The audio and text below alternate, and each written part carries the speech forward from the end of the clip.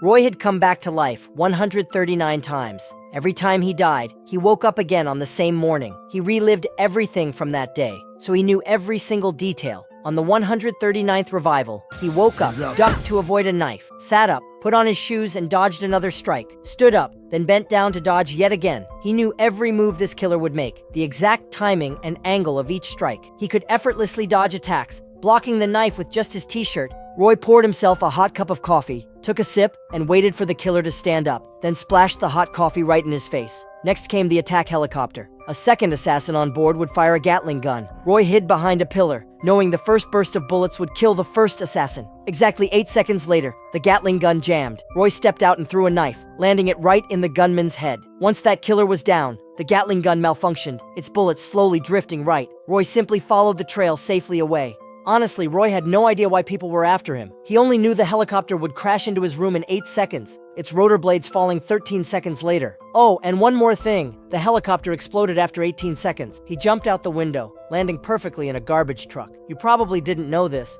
but Roy missed that garbage truck 22 times before. One time he landed in the street and got flattened by a truck. Next, Roy stole a sports car. Since he kept coming back, he didn't care about laws anymore. The car's driver screamed the same line every single time. But no one ever helped him. Roy also grabbed the driver's sunglasses. Then the third wave of assassins showed up, a pair of gun-toting sisters. Roy had to get away quickly. They'd killed him 14 times before, but it wasn't just these two. In a single day, Roy faced at least 7 waves of killers. He'd been blown up by the bomb maniac, Kaboom, twice, killed 3 times by his own clone, and he'd died 8 times at the hands of the swordswoman, Guan Yin. Roy had killed everyone else at least once, but Guan Yin was just too strong. She always appeared out of nowhere, decapitating him with one swift strike. Afterward, she'd proudly say, "I am Guan Yin, and I have done this." Sometimes Roy managed to escape all these killers. Guess what he did then? He didn't even try to figure out why they were hunting him or investigate the mystery behind it all. Instead, he went to a bar, asked the bartender for 2 bottles of China's strongest liquor, and drank himself into oblivion. He'd tried fighting back before, but there were just too many assassins. All too strong. He had never lived past 12:47 p.m., so eventually, he simply gave up trying. Roy actually had a pretty good guess who put him into this endless loop. It must have been his ex-wife Gemma. Gemma was a top physicist at Dino Labs. Just yesterday, Roy had visited Gemma at her lab. She seemed really nervous. She begged Roy for help, but wouldn't say exactly what she needed. When he wasn't paying attention, she secretly snipped off a lock of Roy's hair. Then she said, "I hope you stop wasting your life. Pull yourself together and become the man you used to be." Roy had been in special forces before, but after leaving the military, he had nothing to do. Middle-aged and aimless, he spiraled downward. That's why Gemma divorced him. But now, for some reason, Gemma had given him another chance. Oh no, it wasn't just one chance. It was unlimited chances. Roy had tried calling Gemma, but instead, her boss, Colonel Ventor, picked up. Ventor said, "Gemma is already dead. You're next." So clearly, Ventor was the one behind everything. But Roy still didn't have the motivation to take Ventor down, because every day was hell mode, and he couldn't even pass the first level until his 145th resurrection. Roy hid out in an underground mall. By sheer luck, he saw his son, Joe. Roy hadn't been a good dad. He hadn't seen Joe in a very long time and felt guilty about it. So he decided to talk with his son. When he walked Joe out of the underground mall, he suddenly noticed it was already 12:50. This was the longest he'd ever survived. Why hadn't the assassins appeared during this time? Then Roy realized something. Underground had no cell signal. That meant he had a tracker implanted somewhere. Right then, the assassins appeared, closing in one by one. Roy's first reaction wasn't to run away. Instead, he turned and hugged Joe tight, but it was already too late. All the assassins fired at once. Bullets ripped into Roy's back. As he lay dying, Roy looked deeply at Joe. This death didn't end in pain. Instead, he saw shock, sadness, and love in his son's eyes. And for the first time, Roy felt truly happy.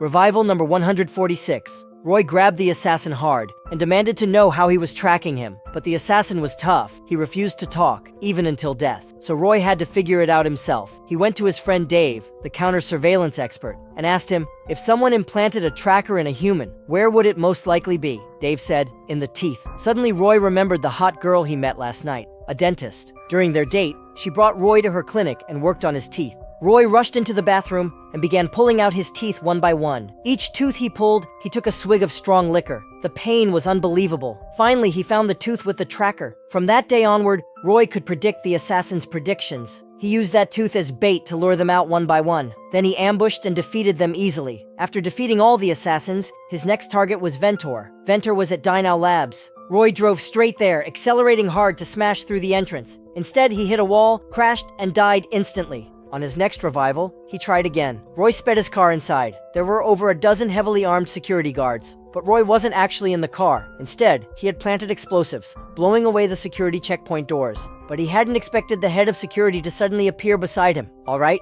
try again. On his third try, Roy killed his clone assassin. Then he disguised himself as the clone and used his ID card to sneak into the building. He got into the elevator, heading up to the top floor. Inside the elevator, an armed guard asked him for his ID card. Roy swiped the card and discovered he didn't have clearance. The big guy immediately killed Roy. Fourth try, Roy entered the elevator and immediately shot the guard first. But when the doors opened, a bunch of security guards stood there, guns pointed. Roy quickly shot himself in the head, shocking everyone. Fifth try, Roy killed the guard again, but then noticed a security camera in the elevator. No wonder the guards outside were always waiting for him. Sixth try, Roy disguised himself as the guard early on, finally avoiding the camera detection. He reached the hallway, but found Guan Yin, the swordswoman, waiting there. Roy had a gun, and she had a sword. It was obvious who should win, right? But Guan Yin moved like lightning. Bullets couldn't even touch her. She sliced Roy's gun in half, then swiftly cut off Roy's head. Revival 152. Roy brought a submachine gun and fired rapidly at Guan Yin. She still dodged every bullet effortlessly, stabbing Roy in the stomach and decapitating him again. Revival 153. Roy picked up a rifle, still couldn't hit her. And again,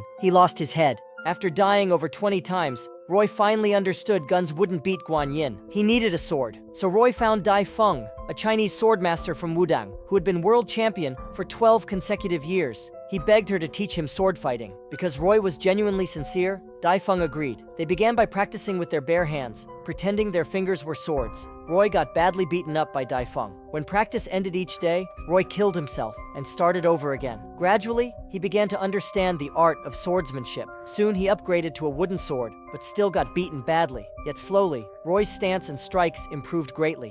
On his 174th revival, Roy managed to hold his own against Dai Feng for a few moves. After countless revivals, he finally reached the point of using real swords. After just 7 moves, Roy defeated Dai Feng. Roy respectfully thanked Dai Feng and headed back to the Dino Labs facility. There, he faced Guan Yin again. Roy calmly put down his gun and took a sword from the wall. Guan Yin attacked swiftly, but Roy stood steady as a mountain. Within 2 moves, he sliced off a lock of Guan Yin's hair. They continued fighting. Roy placed his left hand behind his back, using only his right hand to wield the sword. This time, Guan Yin stood no chance. Repeatedly, Roy's blade grazed her throat, until finally, he took her down. Then Colonel Ventor appeared, an old man with white hair, not exactly great at fighting. Roy quickly subdued him. In pain, Ventor finally realized why Roy had become so powerful. It must have been his ex-wife Gemma, who had activated Dino Labs' ultimate technology before dying, the infinite restart machine. Ventor originally planned to use this tech to rule the world, but to stop him, Gemma had turned Roy into the guinea pig instead. With an evil grin, Ventor revealed, "I also sent someone to kill your son, Joe.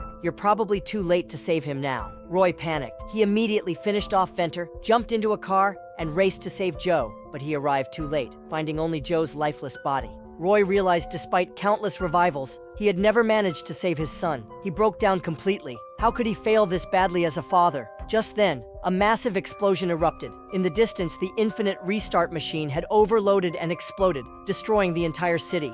Roy revived once again. He had lost all hope in himself. Every wasted minute of his past life had led to today's endless tragedy. It was all his fault, so he stopped fighting and let the first assassin kill him. Once, twice, 3 times, 4 times, he died, revived, until this time, Roy suddenly stood up again. He wanted to make things right. He wanted to pick himself up, just as Gemma had once told him. Roy went to Joe, the son he'd never spent time with. He talked with him, played video games, bought him snacks. When the city exploded, Roy just restarted the day and spent another day with Joe. Slowly, Roy began to understand his son. He discovered the joy of being with Joe and gradually learned how to be a father. Until one day, Joe mentioned something surprising. His mom had called him that morning. Roy suddenly realized Gemma was still alive every morning. He still had a chance to save her. Roy rushed back to the lab. After taking out Ventor and his men, Roy watched the security footage. He saw Gemma get killed at exactly 7:14 a.m. Roy revived each morning at exactly 7 a.m., meaning he had exactly 14 minutes each day to save Gemma. When Roy revived again, he raced against time. He jumped into the helicopter and ordered the pilot to fly directly to the lab.